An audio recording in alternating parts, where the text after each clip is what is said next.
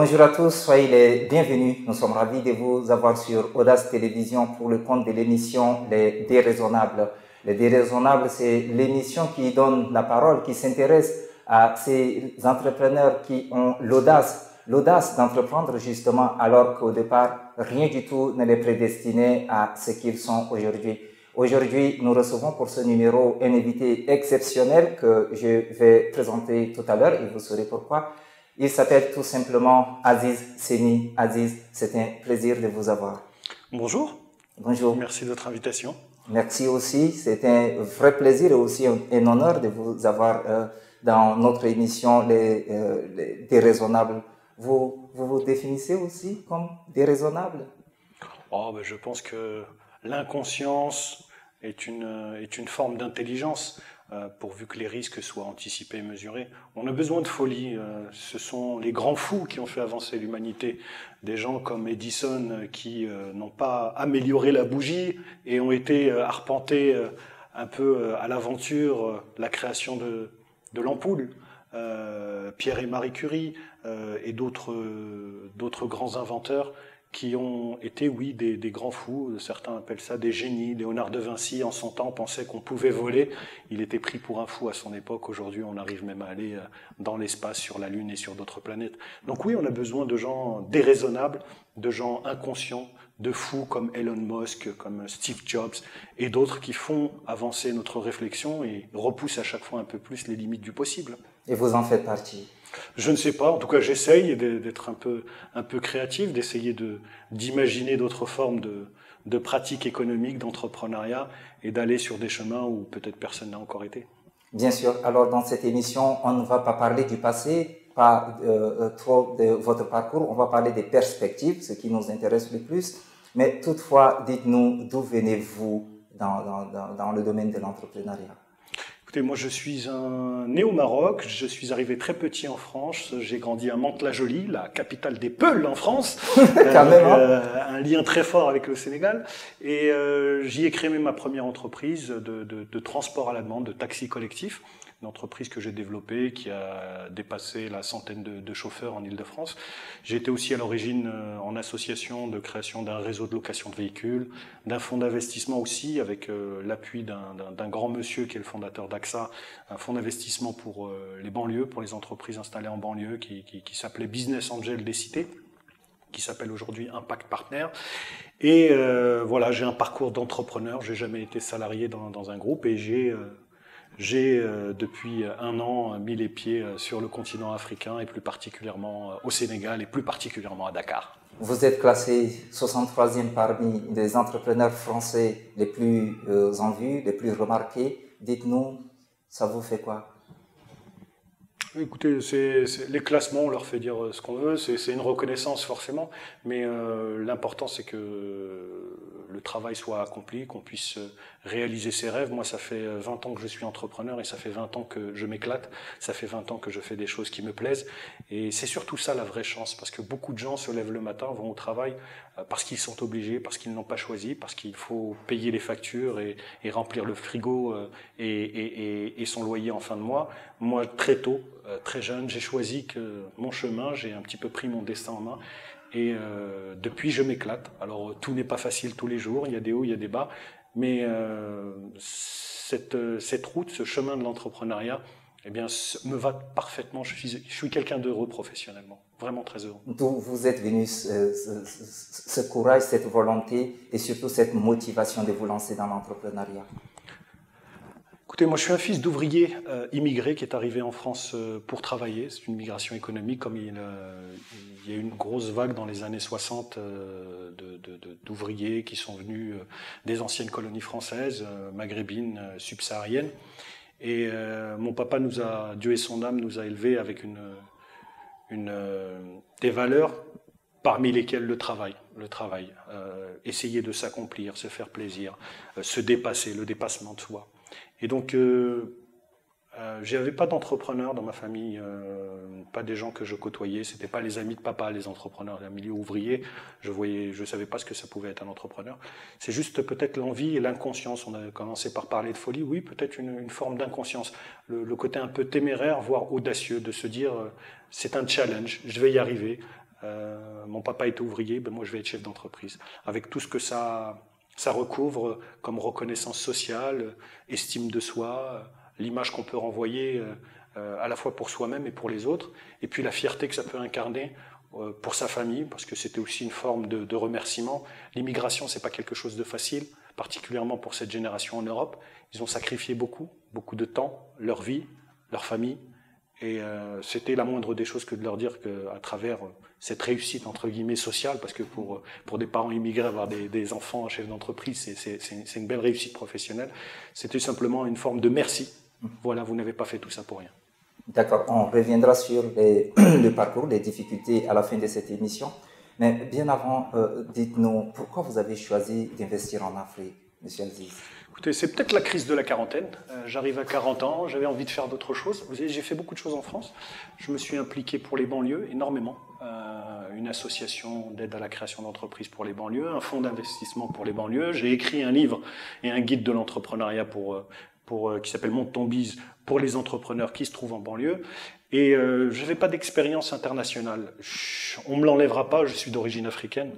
Je suis né au Maroc, sur ce grand continent ancestral, et que je ne connaissais pas. Et j'avais aussi envie de faire ce qu'on appelle une sortie de sa zone de confort et d'aller tenter l'aventure.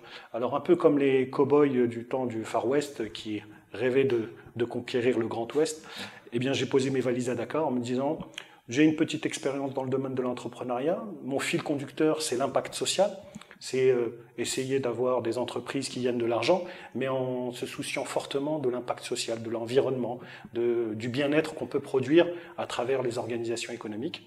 Et j'ai décidé de m'installer à Dakar, parce que le destin est bien fait.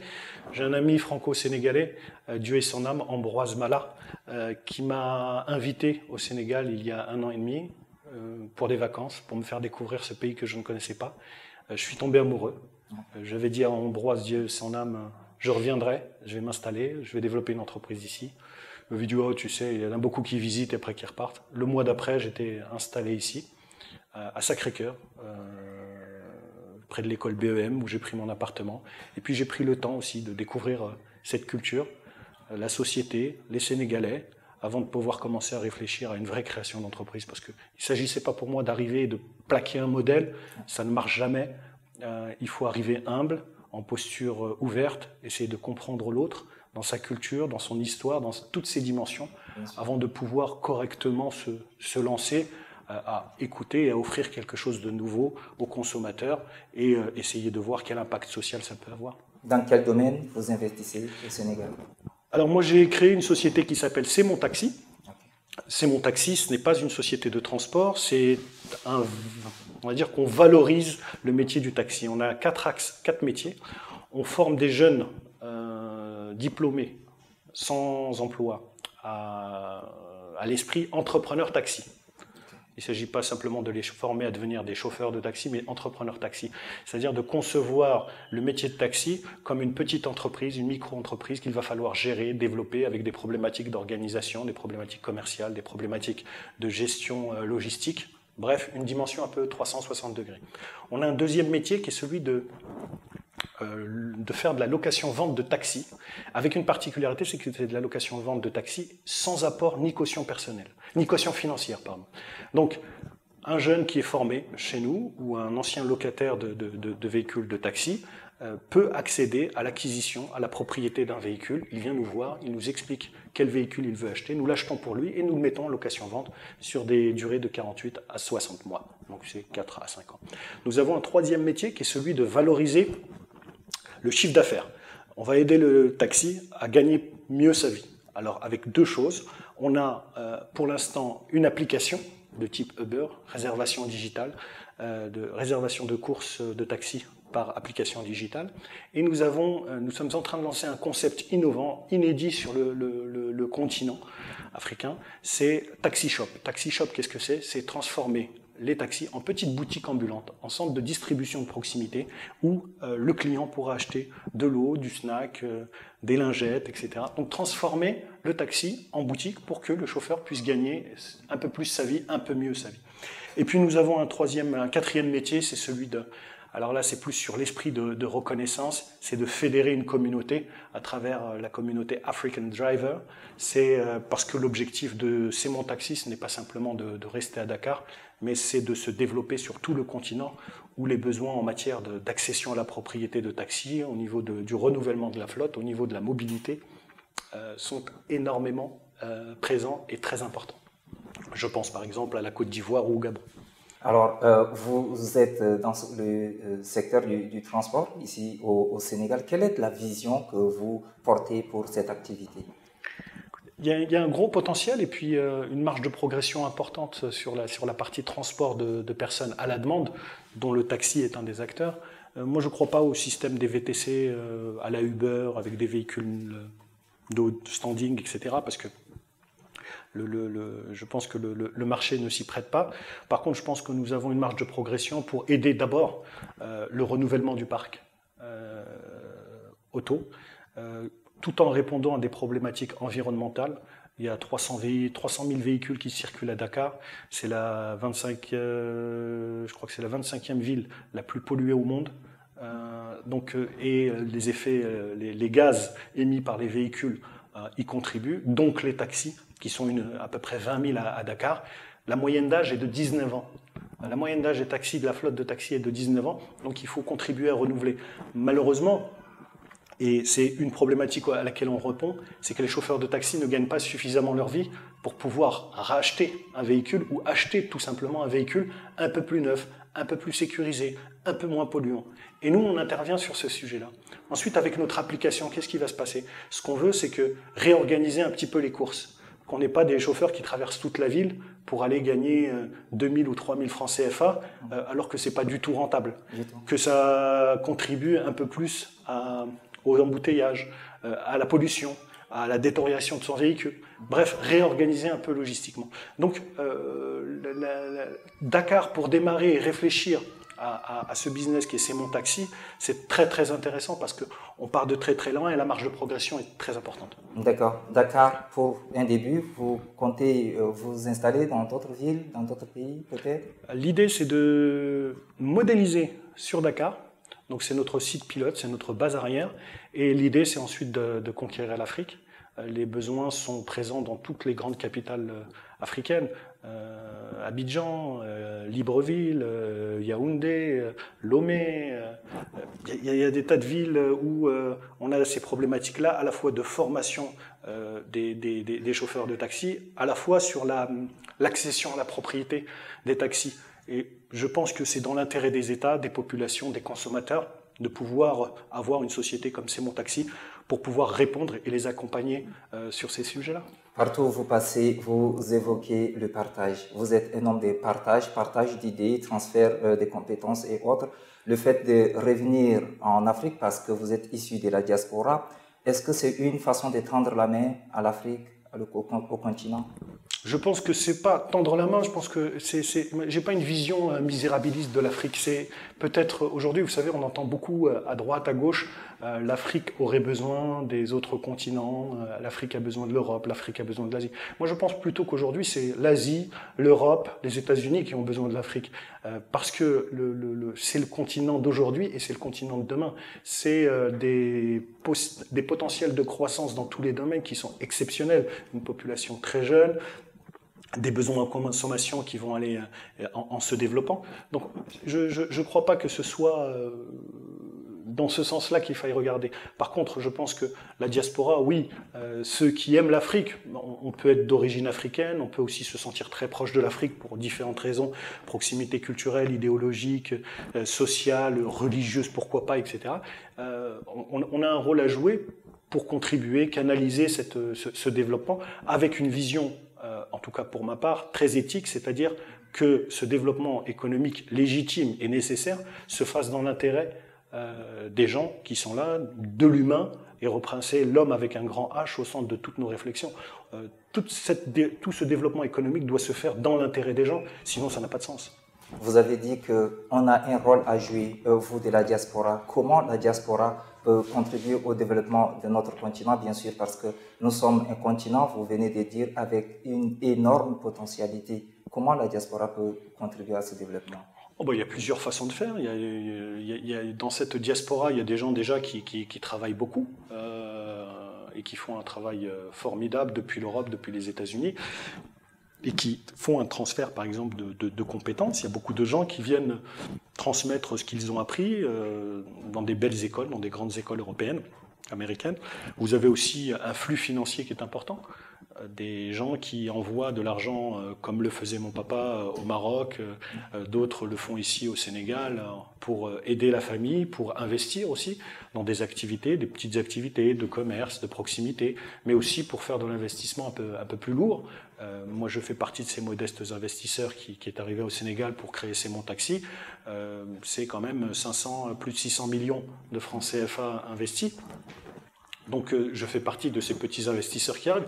Et puis ensuite, vous avez les très gros qui sont là pour structurer un peu les routes, la grande distribution, l'électricité, la distribution de carburant, l'exploitation des ports. Donc chacun à son niveau, je pense, dans cette diaspora a un rôle à jouer. Maintenant, il faut peut-être la canaliser, mais on va avoir le même problème en Afrique, peut-être au Sénégal et dans d'autres pays africains que l'on a en Europe. Et ça, il faudra faire très attention, je pense. C'est que la sphère économique va toujours plus vite que la sphère administrative. Et l'administration, on en a besoin et elle doit être au service du développement économique et pas l'inverse.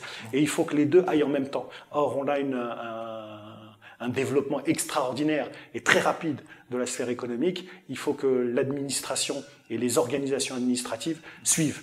Et là, il y a peut-être aussi un transfert et un rôle à jouer de la part de la diaspora, de grands fonctionnaires issus de ces pays-là qui peuvent aussi y contribuer.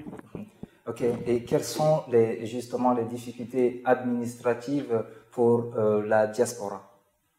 La difficulté administrative, elle se résout toujours. Moi, je pense que c'est déjà une difficulté et les barrières qu'on peut avoir dans la tête. Vous savez, quand on est issu de la diaspora, on a un sentiment de proximité avec ce continent. On se dit, mes racines sont là-bas quand même. On est français, pour ma part, on est français. On a grandi en France, on est français. On voit le monde comme les Français. On a été à l'école française. On est fondamentalement français. Et on a envie d'aller là-bas, mais c'est une forme d'autocensure. On se dit c'est trop loin, l'Afrique, c'est un doux rêve, mais de là à passer le pas, c'est l'aventure, c'est prendre des risques. Et dans tous les domaines, prendre des risques, ça peut freiner. Alors les plus audacieux, les plus inconscients vont passer le pas. Ceux qui sont à la recherche d'un peu d'adrénaline, qui ont envie d'aller faire autre chose, qui ont envie de donner un autre sens à leur vie. Et c'est peut-être ça la première barrière, c'est de rassurer, de communiquer un peu plus sur le continent en disant c'est le pays de la Teranga, c'est le continent de la Teranga, c'est le pays de la Teranga, c'est le bienvenu. Et moi, je l'ai vécu ici il y a 1 an, on est très bien accueillis. Après, les problèmes administratifs, moi, je suis très loin d'être de ceux qui jugent en disant « Ah, mais vous savez, en France, ça se passe comme ça, et chez vous, ça se passe... » Non, chacun a son histoire. Je ne peux pas mettre en parallèle l'administration française, l'administration sénégalaise, l'administration marocaine. Chaque pays s'est construit avec ses difficultés. La France n'a pas eu les difficultés du Sénégal ou du Maroc ou d'autres continent, elle n'a pas été colonisée, elle n'a pas été encore un petit peu, à part les Allemands, mais grosso modo, ça n'a pas joué forcément sur son développement. Aujourd'hui, il faut peut-être plus que critiquer les administrations, c'est être force de proposition. La critique, elle est toujours bonne quand il y a une proposition derrière. Mais dire « Ah non, c'est compliqué, l'Afrique c'est compliqué parce que l'administration est compliquée », soyez assurés qu'en Europe, l'administration est tout aussi compliquée. On passe beaucoup de temps à travailler pour eux aussi là-bas. Oui, bien sûr. Alors, vous qui êtes entrepreneur et vous êtes en Afrique, voilà, vous êtes retourné en Afrique puisque vous êtes toujours africain, marocain, bien sûr, même si vous êtes français quelque part. Quelles sont les potentialités économiques pour l'Afrique? Moi, je crois qu'il y a tout à faire en Afrique, avec les Africains, pour les Africains, et contribuer modestement à faire avancer ce continent dans tous les domaines, dans le domaine du service, dans le domaine de l'industrie. Moi, je suis un spécialiste du service. Je vois tous les jours, il n'y a pas une journée où je ne suis pas dans les rues de Dakar et je vois une idée qui peut me traverse l'esprit en me disant, mais tiens, ça marcherait ici, que ce soit dans la distribution alimentaire, que ce soit dans les services à la personne, que ce soit dans les transports, que ce soit dans les services informatiques, dans la communication. Il y a des tas de choses à faire. Pourquoi? Parce qu'on part de loin, parce qu'il n'y a presque rien, parce que c'est un terrain vierge, ou quasiment vierge. Et donc les potentialités, et c'est aussi ça qui est intéressant, c'est que comme tout est à faire, tout est possible. Et quand tout est possible, le champ de l'imagination, la créativité peut s'exprimer. Au fond, l'Europe est un vieux continent. Les taux de croissance économique sont très faibles. Vous savez, ça va être un peu simpliste ce que je vais dire, mais tous les foyers ont 2 frigos, 2 télés, 2 voitures, ont accès aux services. C'est difficile d'offrir plus dans des pays déjà extrêmement développés. Alors que dans des pays sous-développés, dans un continent comme le continent africain, le continent aussi sud-américain ou asiatique, où les choses ne sont pas encore totalement structurées, arrêtées, faites, tout est open. Moi, on me dit, j'ai certaines mauvaises langues qui me disent, mais tu vas en Afrique, mais il n'y a rien là-bas. Il y a 2 façons de voir. Ou on dit, il n'y a rien, donc j'y vais pas. Ou l'autre, qui est peut-être un peu plus entreprenante, c'est parce qu'il n'y a rien que j'y vais. Parce qu'il y a tout à faire, ou presque. Donc non, il faut venir, mais il ne faut pas venir avec une vision un peu impérialiste. Allez, j'ose des mots parce qu'on va se parler franchement, pas avec une vision colonialiste de l'impérialisme européen qui arrive en disant poussez-vous, moi je sais tout, je vais tout faire ici. Non, il faut être dans la co-construction, il faut être dans le respect de l'individu, il faut être dans l'écoute, et puis il faut le faire dans l'intérêt surtout, non pas de pomper des richesses et repartir avec, mais de créer de la richesse sur place et de la partager avec ceux qui sont là. Ça donne du sens. Parce que finalement, on mange 3 fois par jour. Hein, quand vous avez une grande maison, quand vous êtes arrivé au bout du bout de ce que vous pouvez avoir, ça ne sert à rien. Je l'ai écrit récemment sur un des réseaux sociaux. On n'a jamais vu un coffre-fort suivre un corbillard. On n'emmènera pas tout ça avec nous. Donc, ce qu'on peut amener avec nous, c'est peut-être un peu de ce qu'on a laissé, c'est-à-dire le bien qu'on aura pu faire autour de nous. Et ça passe par là. Donc, c'est l'impact social. On peut gagner de l'argent. C'est légitime. Je pousse à ça. Mais il faut aussi que ça reste un critère, c'est l'impact social. Qu'il y ait un impact sur l'environnement et qu'il soit dans l'intérêt de ceux qui sont là. Avant d'aborder la seconde partie de notre entretien qui sera orientée par rapport aux conseils et autres que vous pouvez donner aux jeunes, vous aimeriez, qu'est-ce qu'on n'a pas évoqué dans cet entretien et dont vous aimeriez bien en parler? Moi, j'aimerais qu'on parle aussi de tout ce qui va bien en Afrique. J'aimerais qu'on soit aussi un peu plus sur le journal des bonnes nouvelles. Il y a des tas de choses qui se passent de manière positive dans tous ces pays, que ce soit au Sénégal, que ce soit au Maghreb, que ce soit en Afrique du Sud, que ce soit en Afrique de l'Est. Ça, j'aimerais qu'on mette plus en avant les actions positives, parce que depuis l'Europe, on a une vision qui est un peu biaisée. L'Afrique, c'est loin, c'est des pays où il y a une instabilité politique, où les gens où c'est un peu risqué d'aller, où il y a des maladies, etc. Alors que la réalité de terrain, elle est totalement différente. Donc il y a peut-être ce sujet de communication, et les pays... Je ne vais pas faire de victimisation. Les pays émetteurs aussi, les pays concernés sont responsables aussi de la maîtrise de leur image. Il y a peut-être ce sujet-là qui me tient à cœur, changer l'image un peu de l'Afrique. Et peut-être de faire comprendre aux Européens et au reste du monde qu'il n'y a pas une Afrique, il y a des Afriques. Le Sénégal, ce n'est pas l'Éthiopie, ce n'est pas le Mozambique, ce n'est pas l'Afrique du Sud, qui n'est pas le Gabon, qui n'est pas le Cameroun. Il y a des cultures, des peuples, des ethnies, des histoires différentes. Et déjà, ne serait-ce que corriger ça. Parce que quand on regarde l'Afrique, depuis l'Afrique, en imaginant l'Europe, les Africains sont bien conscients qu'un Suédois ou un Norvégien, c'est pas tout à fait pareil qu'un Espagnol ou un Italien. Cette différence, elle est faite en Afrique, mais depuis l'Europe, bien souvent, l'Afrique, un Sénégalais ou un Sud-Africain ou un Éthiopien, c'est pareil. Il faut corriger ça, il faut plus communiquer sur la culture et l'histoire.